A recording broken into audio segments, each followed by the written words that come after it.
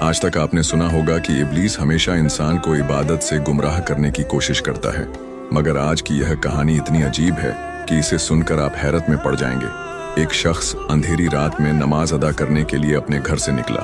रास्ता बहुत अंधेरा था और चलते हुए उसे ठोकर लग गई। वह मुंह के बल गिर पड़ा और कीचड़ से लथपथ हो गया। गंदे कपड़े देखकर वह वापस घर लौटा, लिबास बदला और फिर से मस्जिद की ओर रवाना हुआ। अभी कुछ ही कदम चला था कि उसे दोबारा ठोकर लगी और वह फिर गिर पड़ा, मगर उसकी हिम्मत कम न हुई।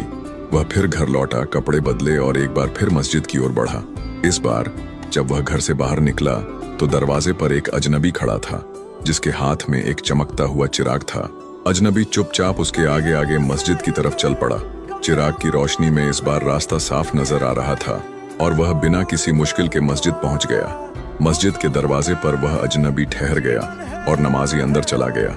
नमाज अदा करने के बाद जब वह बाहर निकला तो देखा कि वह अजनबी अभी भी खड़ा था, मानो उसे घर छोड़ने आया हो। नमाजी को अजनबी पर शक हुआ और उसने उससे पूछा, आप कौन हैं? अजनबी ने जवाब दिया, मैं इब्लीस हूँ। यह सुनकर नमाजी हैरान रह गया और बोला, शैतान मुझे मस्जिद तक कैसे छोड़ने आया? तेरा काम तो लोगों को गुमराह करना है। इब्लीस हंसते हुए बोला, जब पहली बार तू गिरा तो अल्लाह ने तेरे सारे गुनाह माफ कर दिए। जब दूसरी बार गिरा तो अल्लाह ने तेरे पूरे खानदान को बख्श दिया। मुझे डर था कि अगर तू तीसरी बार गिरा तो अल्लाह पूरे गांव को बख्श देगा, इसलिए मैं चिराग लेकर आया ताकि तू बिना गिरे मस्जिद पहुंच जाए। यह सुनकर नमाजी की आंखों में आंसू आ गए।